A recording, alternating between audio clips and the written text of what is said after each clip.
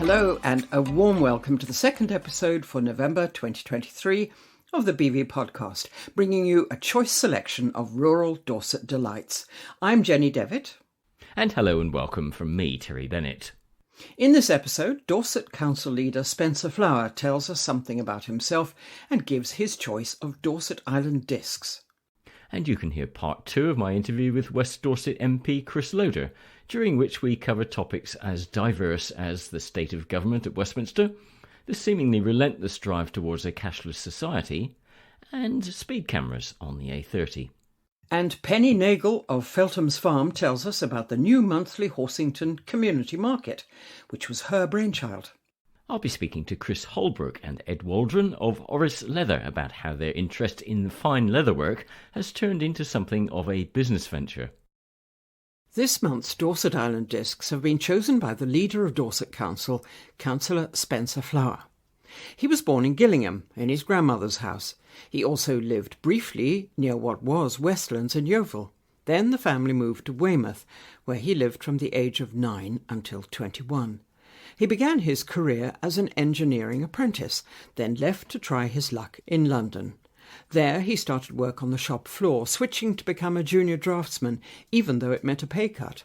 Spencer Flower worked his way up into engineering and project management, and that was the start of a 24-year career with the same company.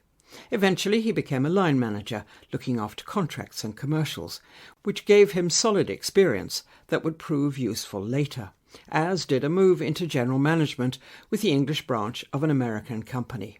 Then he was headhunted, and, as he told Laura Hitchcock, following an unexpected opportunity, moved back to Dorset.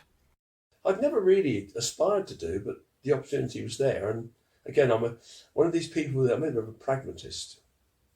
I look at what's in front of me and decide whether it's in my favour or not. And whatever it is, I'll deal with it.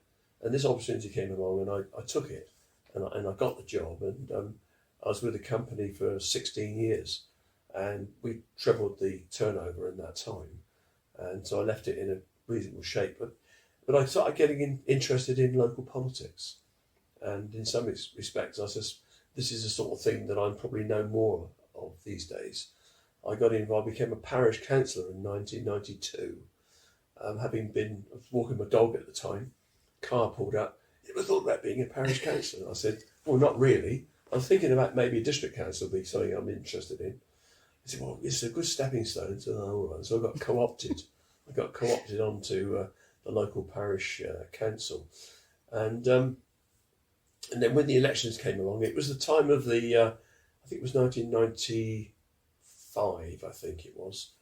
And I stood, it was a last minute decision.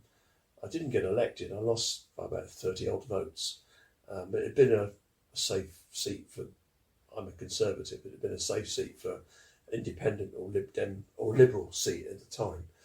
And I thought I'd give it a go, and I thought next time round, if I'm going to do it again, I'm really going to do it. So I didn't win, and so in 4 years, hence 1999, I stood again. I knocked on every door.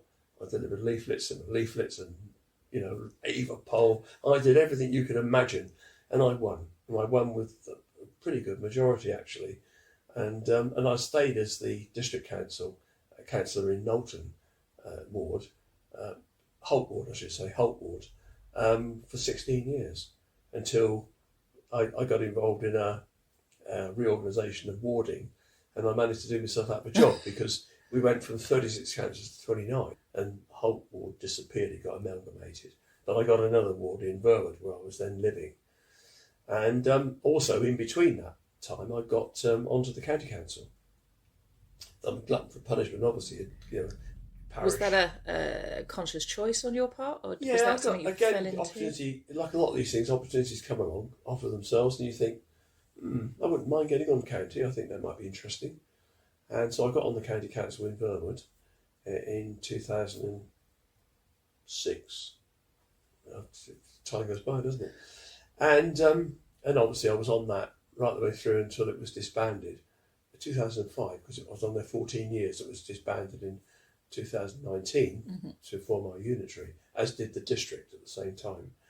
So I went from parish, district and a county councillor I stood for the unitary, and was fortunate enough to win a seat in a 3-member ward in Verwood, and consequent to that, I also got elected at that time as the leader of the Conservative group and de facto the leader of council. So this was my 3rd leadership. I've been a leader of a district council for 5 years, then another 3, 2 years in between as a county leader, and now I'm in my 5th year as the leader of Dorset, the first leader of Dorset Council, the unitary council that was formed in 2019. So I've got local government in my blood. The thing that motivates me is that I like to help people. I get far more out of giving than I do out of receiving. It's something that I've always been like that. I've always been involved in getting a good. I'm an outcome-driven person. Someone said to me I was a workaholic, and I said no, I'm an achieveaholic. A workaholic can work very hard all day and achieve nothing. I'm an achieveaholic. I link all my efforts to my results, and I'm a results orientated. And I think in many ways, getting involved as I have in leadership of councils, I've been able to use my business knowledge, how to manage businesses, understand balance sheets, and have a good understanding of management accounts and how you can structure things. All of that, I've learned a huge amount, and I've learned from colleagues prior to me, colleagues that I respect, I've listened to and use their experience to my advantage. So that's my sort of broad background, and here I am brought today. You to here, and here. So, I mean, obviously, I've done a little bit of reading and seen some of the things you were saying, and I saw an article that you'd done an interview recently where you were saying that Dorset gets a pretty raw deal in terms of money being given from the government, and I've heard this from so many different councillors that it gets overlooked and underestimated, the difficulties of being such a rural county. The general perception is, well, they're all retired and wealthy. And yet there are some very specific poverty-related issues with Dorset, and obviously, presumably, in running a county for such a disparate county and such varying degrees of people within it. Yes, I mean, I've when I became the leader in May 2019, it was probably one of the shortest on record acceptance speeches, where I said that, apart from thanking everybody for supporting my nomination, I said, I want you to be aware that I'll be an advocate for Dorset, not an apologist for government. And I'll work across this chamber, because we're all elected to do the best we can for the people that in our individual wards. Yeah. And collectively as a council, that's my ethos, and I won't budge from it, and I haven't. Although I've come in for the occasional bit of criticism about, I don't believe in tribal politics. I don't believe in rigidly following an ideology or anything like that. I'm very much in favour of working as a team, getting the best outcomes. And we've had some significant successes within the council, working collectively across the chamber.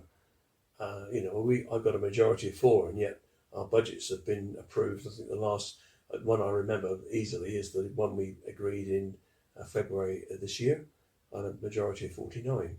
So it meant across the chamber, the vast majority of colleagues, and then there was a few absentees, but the majority across the chamber supported the budget, because it was a common sense budget. Why wouldn't it be? It's balanced. We've managed to, despite the issue about funding, and we rely very heavily on our local taxpayer for more than we should do. 84 pence in the pound of our income comes from the local taxpayer. The national average for unitary councils is 67p. So there's quite a disparity. Yeah. And we get a very, very small amount of revenue support grant these days, where if you compare us with the likes of some of the boroughs in London, they get 20 or 30 million a year, with much lower council tax. And it's perverse, isn't it? Because the current formula works on, if you've got low council tax, you get revenue support grant. If you've got high council tax, you don't. Now, I've got high council tax because we don't get any. So it's a really Which perverse... means you get less, yeah. So I've been lobbying really hard, and I have. And I remember early on in my tenure being told nobody in Westminster really knows about Dorset. And I thought, well, I'm going to change that. They know about Dorset now, I can assure you. I write lots of letters to secretaries of state and ministers, and to be fair to Michael Gove, who I've had contact with, I've met him a couple of times on different issues. He's given me, when I talk to colleagues across the country that I had half an hour with Michael Gove, they go, "You're joking, nobody can get near him." But I've managed, and that's partly been through the help of local MPs that have managed to get me. I've written to Michael and complained about like the local plan. I set out what I thought it ought to look like, and which it wasn't where it was. No. And he gave me half an hour of his time with his, I think she's the head of Planning UK, which is a really high level person. And I had a couple of meetings with her, which was really helpful. So we sort of paused our local, well, we didn't pause it, we changed the direction of our local planning and started thinking around what it might look like should the government change their standard methodology. And it's been changed. The Levelling Up and Regeneration Bill is now an act. And many of the things that I felt we should see changed in the local plan is in that legislation. So I'm optimistic that we'll be able to frame a better local plan for the people of Dorset going forward. So that's a bit of work where I've lobbied and I've had responses. As far as the financial stuff's concerned, we've had some success. Someone said, "Well, you never get anything," and I pointed out the other day that I do a leaders bulletin. I do a leaders announcements, and I publish a bulletin after full council every time. And the last one I pointed out that we've managed to attract £121 million worth of one-off funding for different projects as a result of our lobbying. So it's not that we've had nothing. We have, but the pressure is on our revenue account. So that's an area that I'm pursuing really hard. I've written to Michael Gove again recently. I've had a response. I'm not happy with it. I recognise that we're towards the end of a parliamentary cycle. No doubt there'll be a general election next year, but that doesn't help Dorset. We'll have a balanced budget, and I've managed to. The criteria I've set with officers has been absolutely firm from the very beginning. There will be no service cuts. Don't come to me until you've looked at every avenue to reduce our costs before we start looking at what we should reduce in the way we deliver our services, and we haven't. And I'm proud of that. And it's one of those things where if you say, well, okay, then it's an easy route, and I don't want an easy route.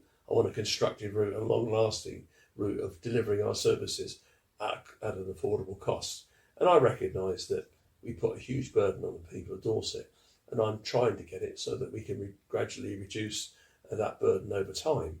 But we've got our demographics in Dorset are way out of line with the national. In our over 65s is hitting 30% now. But I think we've got the highest number of over 84s in the country. So again, we shouldn't begrudge that. People do want to come and live and spend their final days in Dorset, which is I have no problems with at all. But what doesn't come with, there's no recognition from national government that puts a burden on us, our local taxpayers, because of the additional adult social care costs, and that's huge. It's 142 million out of 348 million. It's quite a significant chunk of money. Chunk. The next big one, of course, is children's services, and that's in the 50 million. So the social care of both children and younger people and adults is pretty huge, and we don't get any support from government to fund that. So what we've done, as I said, we became a unitary, went from 6 councils to 1. We went for convergence, which brought the 6 to 1, got rid of all the duplication, got rid of all but one chief exec for a start, and we had one senior management team rather than all too many. And we've managed to save, and then we've gone into economies of scale, done lots of transformation work. I thought we'd save 70 million quid over the first 5 years of the council, and we're looking as though we're going to save about 110. That's all been rolled back into service delivery, which means that is the key reason why we haven't had to cut services. We've managed to self-fund our services by our own efforts. But in the meantime, that's buying time, but it doesn't stop me saying to government, you're not funding the shires, not just Dorset, all the shires are underfunded. There's a formula that's used nationally for determining how they distribute the pot when it comes to settlements. In December, government started dishing out money for this, that and the other. And the thing that they haven't got in the factor, one is the age demographic, which isn't in there, and the other one is rurality, because the cost of delivering services in rural areas, as you'll appreciate with the extra mileage travelling around, particularly the domiciliary services for adult social care, is hugely bit bigger than it is in an urban area. So there's that, and I think there's a recognition, government recognises that, but they're going to get around to coming up with a fairer funding formula at some point. But it ain't going to be this side of the general election, that's for sure. But it doesn't stop me, as I have regular meetings with our MPs, and they're always good meetings. They're helpful meetings. They act as a conduit between Dorset Council and government, and likewise from government to Dorset Council. Mm-hmm. So it's a really helpful and healthy relationship.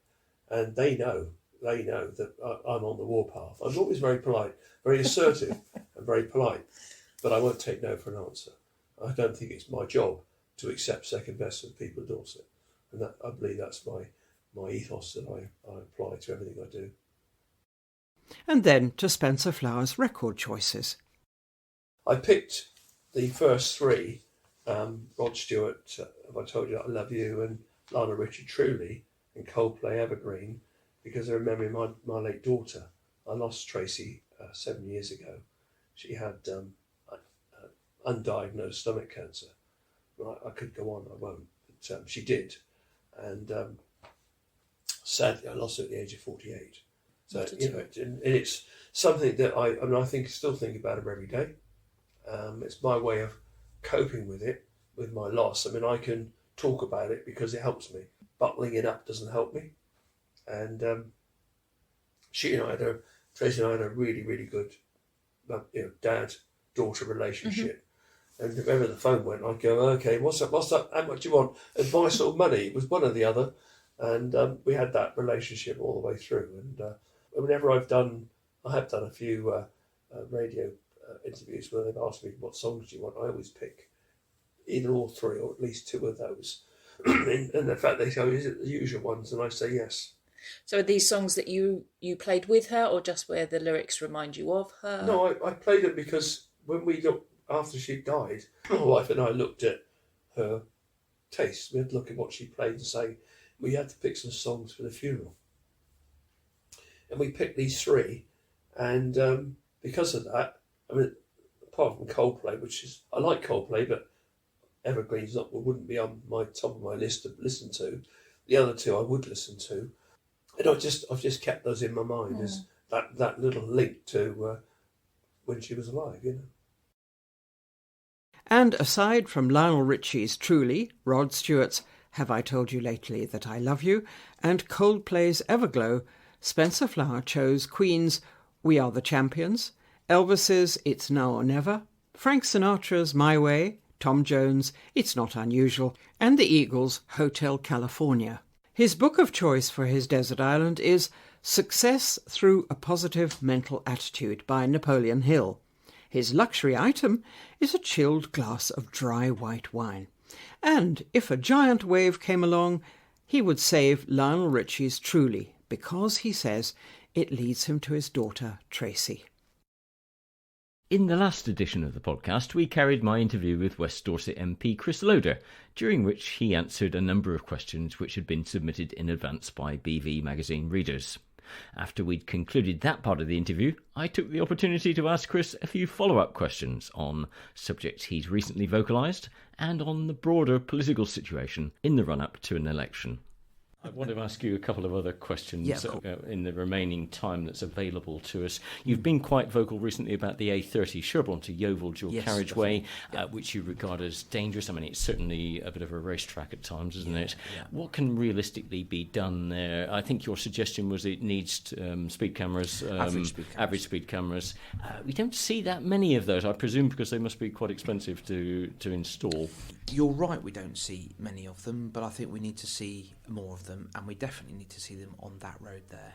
There's different political views, actually, on the A30. So my political opponents believe that the speed should be reduced from 70 to 60 as a means to solve the issue. I don't think that's the issue. I think the issue is actually 70 miles an hour as a speed limit, if it was respected, should be fine. The problem is people who don't respect 70 miles an hour and they go 80, 90, 100. I mean, the people that live on the Sherborne bound carriageway just over the top of Babylon Hill, on a regular basis they've had cars land in their garden because they've lost control, often where it's been wet and so on. So that's why I think the solution there is average speed cameras, because you can't, sometimes where you've got a speed camera, a static speed camera, you see cars slow down, go past the speed camera and the white lines afterwards, and then speed up afterwards. That doesn't happen with average speed cameras. And in order to save lives on that road, there needs to be a better control of speed. I'm sorry to say, but it is necessary. I've pushed Dorset Council quite a lot with the need to get a grip with the white lines and the bollards and the signage on that road. And I'm very disappointed that the road safety manager has not taken that seriously, in my opinion. Work in progress, then. Yeah, but the average speed cameras, I think, will be a good thing. That's why I've decided to campaign for us to have them. Yeah. Cashless society, Yep. that's the other thing. I mean, you've been quite prominent in advocating that we don't go too far down the road of electronic payments. We do retain cash. In a sense, is that not sort of fighting against the incoming tide, that this is an inevitability, that, we certainly COVID advanced it markedly, didn't it? I think electronic payments, in many ways are quite good. But some people feel very uncomfortable about the level of access to which others have to their bank account, whether that's through using a card or whether that's through the possibility of being subject to fraud or some sort of prankster. And, I have had constituents who have been susceptible to this and have lost a lot of money as a result of it. And where people choose, they should be able to use legal tender to pay for the goods or services they're purchasing. That is legal tender, it's absolutely right. And older people feel much more strongly about this than younger people, it's fair to say. And I think we should ensure that access to cash is maintained.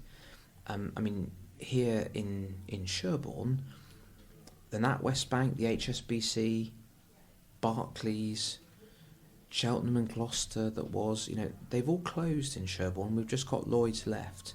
I don't think Lloyds is going to close, certainly not anytime soon. But if it did, that would have a huge effect on whether people could access cash, pay in cash or cheques to their bank. And I think it's very important that we keep that ability, not just the ability to use cash, but the ability to bank as well. Because, if you have to go to Yeovil, it's a nightmare getting into Yeovil. And if you haven't got your own car, it's almost impossible. This whole level of rural isolation, not just literally being remote, but rural isolation in terms of access, in terms of finances, digital, all those kind of things. It is important, I think, that the rural MPs make the case for rural people, especially rural older people who are in rural areas. Okay.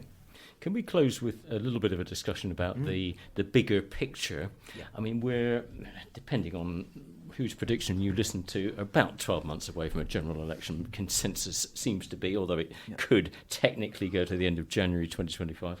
At the moment, we are seeing Conservative Party lagging by anything up to 15, 20 percentage points in the polls. Labour 44, Conservative 25 was a recent one. You've got the COVID inquiry ongoing, which isn't, fascinating to listen to it, but it's not painting a particularly good picture. You've got dentistry, you've got NHS waiting lists, you've got cost of living. There's a lot of things which are stacking up to make it look not quite so great for the Tory party. What's your view on it all? Is there any way back, or is this a lost cause? Certainly not lost cause. How did I know you were going to say that? How did you know that? Yeah, well, in the run-up to the 2015 election, I remember the polls not being too dissimilar in terms of the distance apart. I think we're either looking at a general election in May next year or October, November next year. A lot can happen in that period of time. I was reading in the papers a few weeks ago that one of my opponents was getting excited because there was a poll that showed a 100 majority swing or something like that. And no one from any political party can have a strength of view that means they're going to win or lose so far ahead of an election. It just doesn't happen that way. Things, a week is a long time in politics. In some cases, a couple of days is a long time in politics. And you can see so much change. I mean, I'm not going to pretend that everything is rosy and great, because I can tell you it's not. But the one thing, certainly from me, that happens regardless is that the politics of Westminster do not actually affect the work that constituency MPs can and should do to help people in need and with local campaigns. I think a lot of people will acknowledge that, but equally you've got media in a way that it's never been before. Social media, it's all over 24-hour news, the kind of difficulties that the government's got into. Where's it gone wrong since Boris Johnson returned 85 seats majority or thereabouts in 2019? Yeah. Is it COVID? Is it Brexit? What is it that's turned people off? I think it's probably a bit of a snowball of things that have caused people real concern, actually. COVID, when you think about actually the glory days of the vaccinations and the vaccine being found, and the extent of the cost of living support that the government has given to people has been huge. And also what the government has done to support the Ukrainian people, what we have all done to support people, refugees who've needed a safe haven.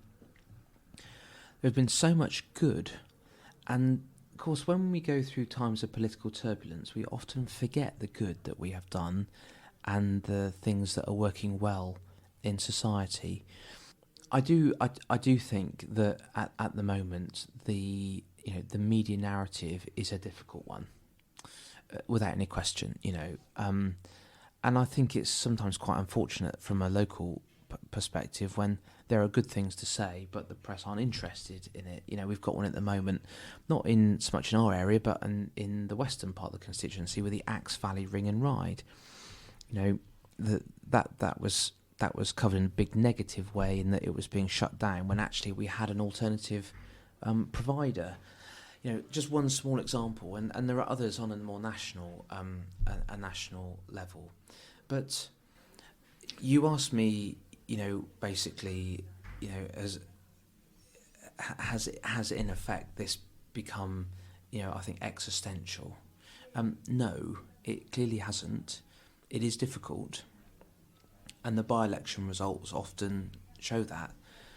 But equally, the by-election results had very low turnouts as well. So I would just say it's too early to say, and I think people will make that opinion known at the poll of polls, which of course is the general election on the day it comes. So, closing question then. Your majority last time was 14,000.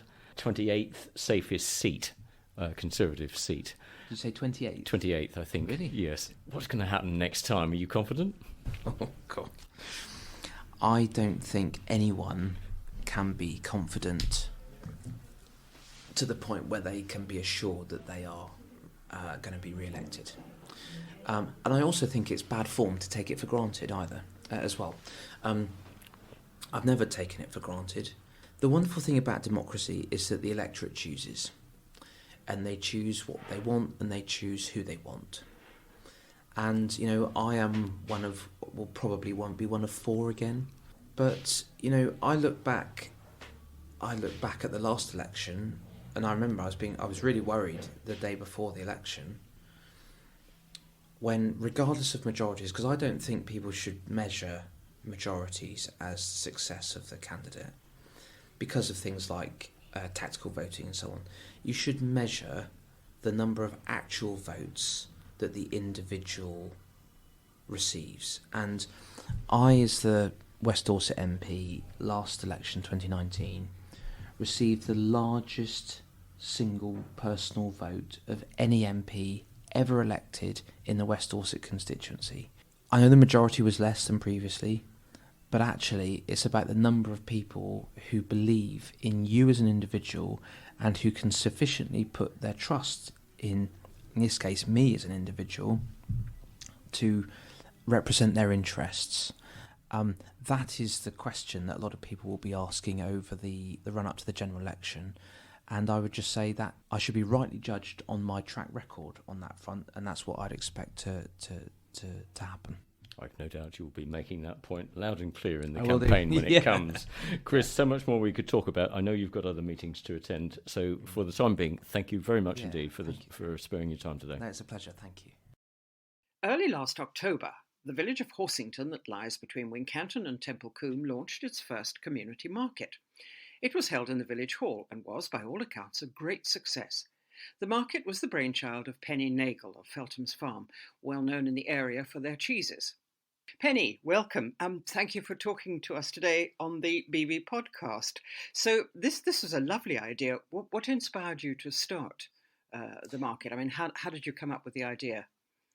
Well, we're organic cheesemakers based here in the Blackmore Vale, and if you've ever worked or known farmers and cheesemakers, we work incredibly unsociable hours and we work really hard, and you never get to see anyone. And I suddenly realised that actually a lot of people in our village didn't know. They knew vaguely that there were cheesemakers somewhere on on Horsington Marsh, which is where we are, but they didn't know, they'd never tasted the cheese, they didn't know that we actually grew a lot of organic veg. And I felt that it was a good, particularly with, the kind of whole shop local, eat local, it's a really good idea for people, for farmers, to make sure that their local communities know where they are, both in terms of, not just selling them produce, but also kind of to hear what they're after and what they want to eat. And also just, it's about, everyone getting to know each other and coming together as a community. It's really important. And I think COVID taught us that. And as we kind of slip back into more normal lives, actually we need to kind of remember some of the good things about COVID, which is that we did shop local. I mean, we're very aware of climate change here on the marsh because we can see water levels rising. We know that sustainability is a huge issue. And actually, if you have an organic vegetable grower or an organic cheese maker on your doorstep, then, go out and eat their produce. I mean, so it's a lovely thing, isn't it? Because in the past, of course, markets were much more common, weren't they, in villages and towns up and down the country? And I guess the rise of the supermarket sounded the death knell for many of them, didn't it? Yes, I mean it's not. I guess the supermarket to some extent, but I mean we're never going to be able to provide. We'll never sell you bananas at this market. So no, well, you'd have difficulty growing them in Horsington, I think, wouldn't you? Even with my new polytunnel, yes, I think that would be the case. So a local market is really just a kind of it serves several purposes. One, seasonal local vegetables, no fossil fuel miles. There's also a sense, I mean, we have donation coffee. So basically we provide great coffee and people just make a donation, and they're chairs and tables so people can sit down and talk to each other. This first market, I took a whole ton of vegetables that we'd grown there and sold about a tenth of what I'd taken, including our herbs, coriander, mint. I took bunches, and we grow artichokes semi-commercially. So, a whole bunch of those, very little sold of that. But by the second market, people had come with their baskets and they were buying.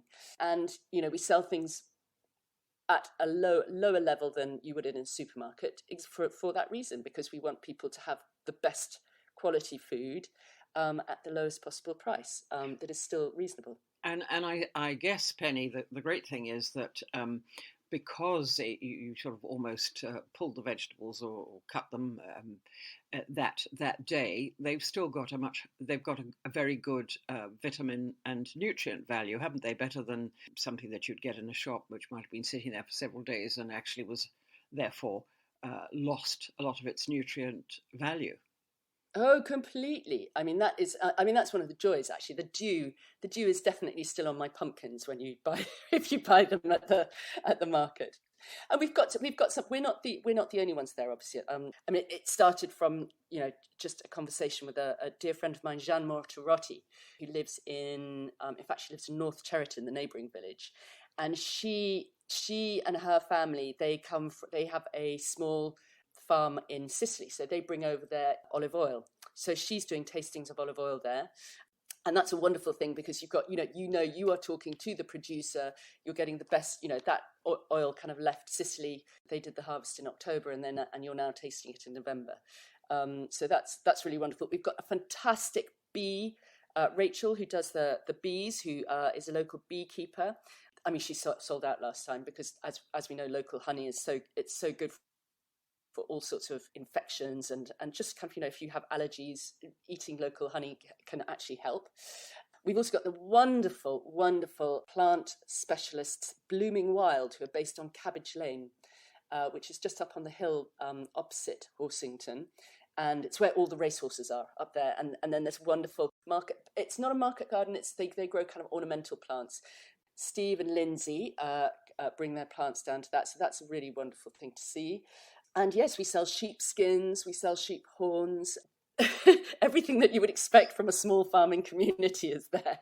So a really very nice and very attractive range of produce. And I imagine this was when you first had the idea, thinking that as a cheese farmer, like many others, you have to work very antisocial hours and never see anybody. So when you sounded people out locally, what sort of reaction did you get? Well, they were I mean, it was always good. People saying, and a couple of people said, "Oh well, there's some debate as to what time," and we decided that a Saturday morning was probably the best, because it's when the weekend is when you have a lot of families who, in the village who their kids are off school and they can just come down. And yeah, no, the take up was good, and it's growing as well. So that's something that's very heartening to see. Obviously, so all my kids went to the local village school in Horsington, which is excellent. And so we donate 20% of any income to the village school, because they're raising money for more books and for a track around their field, so that they can do kind of more exciting games in the winter. So all of this means, yes, it's very embedded in the community, and what we're trying to do is just make sure that people talk to each other, because that's how good communities, people talk to each other. And of course, a market like this is as much a social event, isn't it? Oh yes, I mean, the time that we sell is actually that we're open is quite short, and we've done that deliberately so that people can go off and do other things afterwards. Because one of the nightmares when you're a cheese maker or a kind of farmer is that you have to go to a market for kind of 8 hours, and it means you can't feed the animals, you can't do anything. But one of my great moments from the last market was a very glamorous looking woman arrived with her basket, her wicker basket, and told me that she'd just finished her book. And I was able to introduce her to her next door neighbour who was waiting to buy her cheese, and said, well, Susan actually she just finished her historical novel that she'd been writing. And I said, well, Susan actually is a historian. She's an archivist. She researches for people who want to find out history, the history of certain places. And that was really great, because suddenly these two women who'd never met, one was writing a historical novel, and one was a researcher, were able to kind of talk about what they were doing. And that's what a good event is about. So, people talk. So I can see, Penny, that you're very good at networking too. Oh, you've got to be. When you're a small organic producer, you've got to be good at networking, because it's how you add value. It's how you can get things to move and happen. You don't have the money. You certainly don't have a lot of time. But making sure that people talk and network is a good thing. I can see, Penny, from what you're saying, if the market is expanding, that you're going to run out of space in the village hall. Well, actually, what we've been doing on the last time was we discovered that, because we're also quite busy people, we didn't want to particularly have to clean up the village hall. So if the weather is fine, we hold it outside. And the great thing about being just outside the village hall, is that people see it from the road. They can just join in. You don't feel quite as if you're going in somewhere else where you have to open a door and adopt a certain persona. You're just outside in the sunshine, hopefully, and that means that we can expand into the car park. So yes, I'm hoping the sun shines on the 2nd of December. Penny, I get the impression that markets are expanding. I mean, more and more people are drawn to markets. And you mentioned COVID earlier, and that really certainly made people appreciate and shop local wherever they possibly could. But I get the impression that markets are on the increase. Do you agree? Yes, no, I do agree. There's a wonderful woman or a couple of women who've just started doing markets in Dorset actually, and they're called Ginny's Dairy.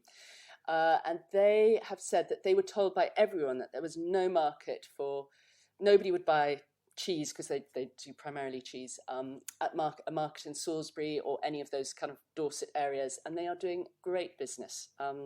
So I think I think people are understanding that actually at a market you will get local produce, often the sort of produce you wouldn't get from anywhere else, and you're supporting your local farmers. I mean, they do 4 markets weekly now in and around Salisbury, different locations in Dorset and Wiltshire, and they're flat out. They sell out. So I think that's encouraging. I know Froome Market is always popular. There's been a bit of a shake-up, I think. The Eat festivals do well. But increasingly, I mean, where we got our idea from, because as you know, there's no such thing as an original idea, I went up to the Shaftesbury Market, which is where a very good friend of ours, Carolyn, and the Truckle Truck, she sells brilliant cheese there on a Thursday morning. And I just happened to go into the town hall, and there's this whole group of kind of people selling eggs, selling honey, selling kind of hand knitted things. And it seemed to be, and they said, oh yes, that's the Shaftesbury Community Market, and they make it work in a particular way, and it's just so that any local producers who've got any excess can come in and just sell their excess to their neighbours. And it was wonderful. I mean, I bought my eggs there. I bought a tea cozy. There were a couple of things, and I just thought, actually, we can do this. I know they also do it in Babcarey, and these are just tiny little local markets and they are literally for, if you've got 6 eggs, you can take them along and sell them. So it's not just for, formal or kind of commercial producers like us, albeit artisan and organic, but we do this for a living. But you could, if you've got hens and you've got 6 extra eggs, you can bring them to the market and sell them, and it's specifically set up for that. And of course, Penny, these sorts of things are great in the winter months, aren't they? Because they make you get out, and otherwise one is shut indoors for so much of the time, and. How lovely to have a little market that you can go to and just get outside and meet other people for a few hours. And for anybody who's lonely, what a great thing to be able to do. Oh yes, I mean, well, anyone who's lonely, but also anyone who, I know that when we go on holiday, if we drive to the south of France or something for a holiday, you go to the market as part of your kind of day out, because it's so interesting. That's where you see what's happening, and I guess that's what we're trying to do here, is kind of go, actually, this is the beating heart of the community. This is where you can meet everyone, see everyone, and have a coffee, buy some honey, taste some olive oil direct from Sicily. And chat to others. I wish you every success with this, Penny. I think it's a wonderful idea. I wish you very well. So, well, please come. We'd love to see you, and we'll, the home-baked cakes. We'd love you. We'll treat you to a cake and some coffee. Sounds lovely. I'll take you up on that. So, Penny Nagle of Feltham's farm in Horsington and instigator of the New Village Community Market. Thank you very much for talking to us. It's been a pleasure. Thank you so much. Today I'm joined by Chris Holbrook and Ed Waldron of the Orris Leather fame, and we are sat in their rather delightful house in near Dorchester. First of all, guys, I just need to know a little bit about the background to how you set up the business. Now, how long have you known each other for a start? About four years or so, and I guess really the origins of it are Chris's area to talk about, because he got me into it. So my stepdad is a cobbler, and he's been a cobbler his entire life, and his father before him was also a cobbler, so it kind of runs in the veins. So I came back to Dorchester. I've kind of sort of learning the ropes a little bit. So doing shoe repair, you do lots of repairs to other things, bags, lots of leather goods. So I'm kind of used to doing that every day. And I kind of thought, I'd like to have a go at maybe seeing where this goes. I did a shoemaking course. And from there, spoke to Ed about it. And we kind of said, let's have a go. And Ed started joining in too. And then from there, we just kept on making and making and making. The family business is shoe making and shoe repairs, is that? So shoe repairs predominantly, so they sell, it's a shop in Dorset. So. And you're still working in that shop, because you've both got day jobs, as it were, in addition to the leather business. Ed, your day job is something different again, isn't it? Yes, yeah. So I work in healthcare. I'm a nurse and a university lecturer, so this is completely different. How do you balance what is obviously a growing and successful business against those day jobs? I mean, do you want to keep doing what you're doing, or is there an aspiration that one day you might make the business your full-time occupations? I guess it's hard to get that balance, especially for where we are now. Obviously, as you said, it's growing as a business, so it's at that point where we're kind of having to do the work that we are doing in our day jobs to kind of fund and keep us living. But at the same time, we're at that kind of cusp point of how do you move to the next step to be able to make enough to be able to survive. And that's increasingly difficult with traditional craft businesses because we're fighting against a very commercial entity in terms of mass manufacture.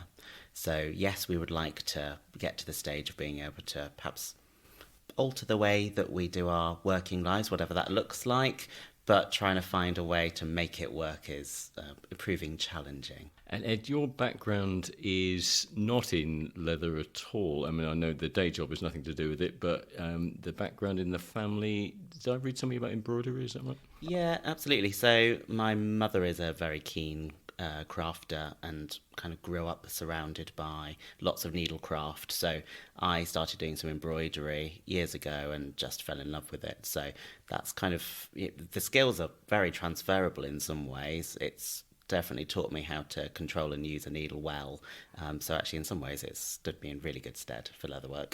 Okay, so the two of you got together and you had this idea to, well, it started as a hobby, did it really? Or it became a business through the hobby? Am I right in that? Yeah, pretty much. We started as a hobby and it kind of started with making wallets, things that were practical for us to use. And then we decided to move on to belts.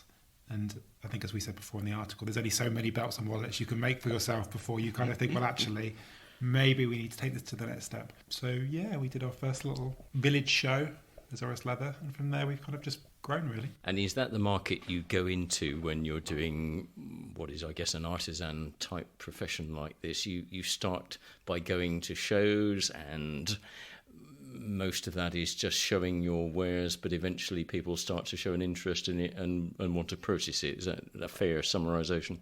Yeah, definitely. I mean, I think when you're kind of starting out, you just have to try everything to see where your market is. And as we've kind of grown over time, we found that our market maybe doesn't fit some of the places we used to go to, but it's just about finding the right market for you. You both came to this without any real formal education. Neither of you had done any further education or training or apprenticeships in the field, although obviously, Chris, you've got a bit of a background in the business. How do you go about learning how to do it? Because I know you set yourselves incredibly high standards, don't you?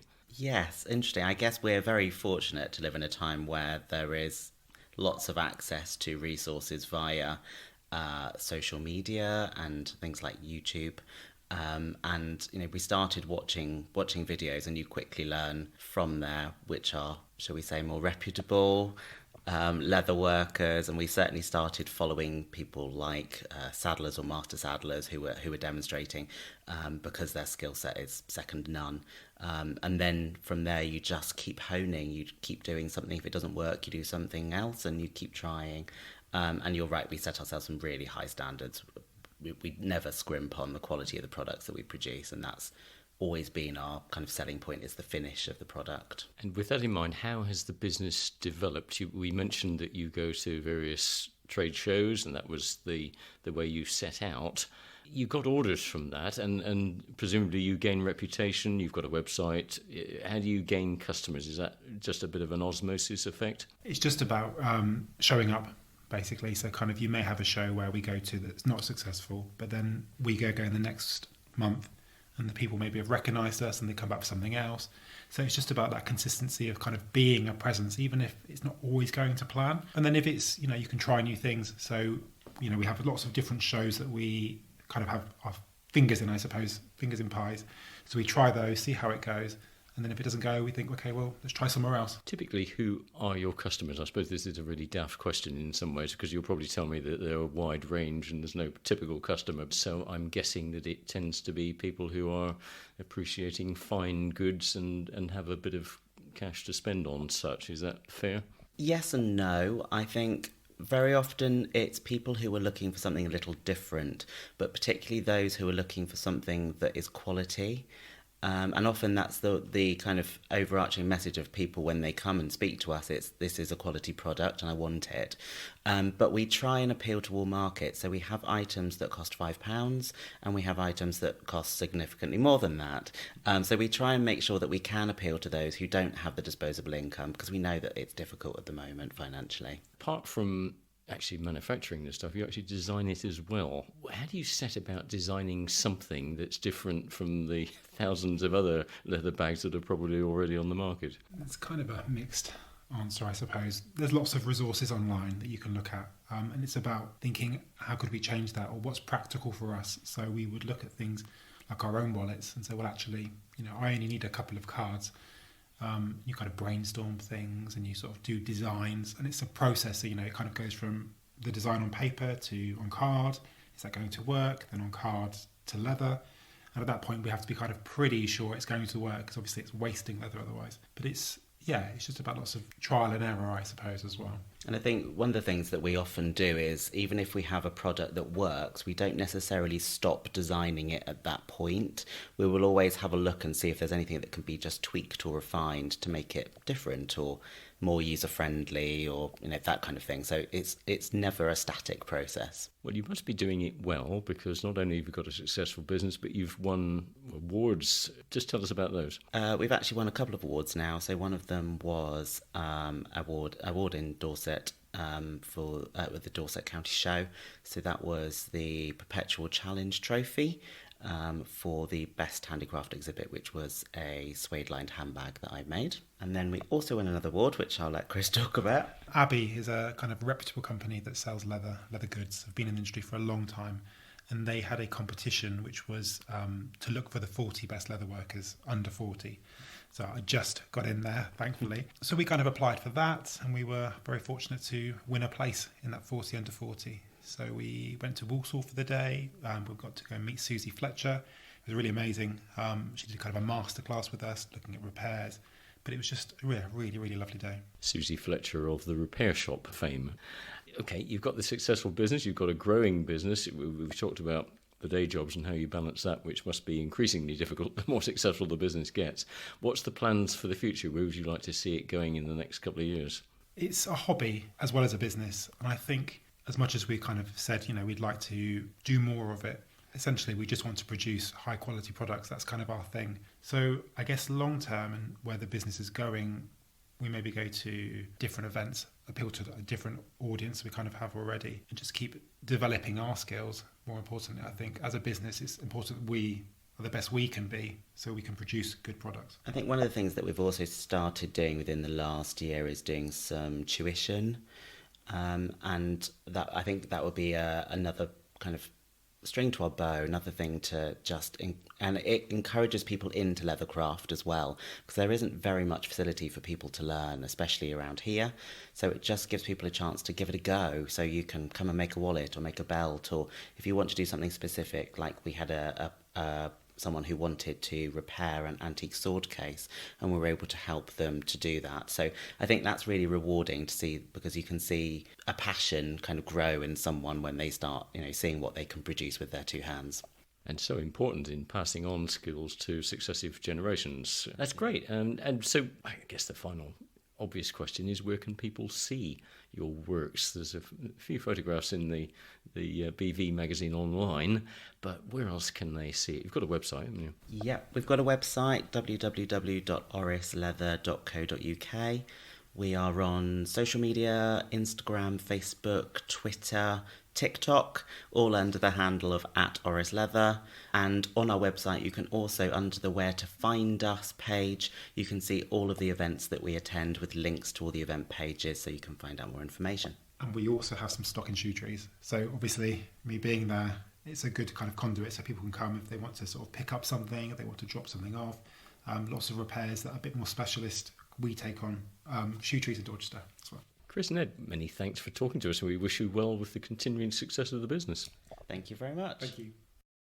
And that's it for this second and final episode of the November 2023 BV podcast. Terry and I will be back again next month with more stories from rural Dorset for you. Until then, this is Jenny Devitt saying goodbye. And it's goodbye from me, Terry Bennett.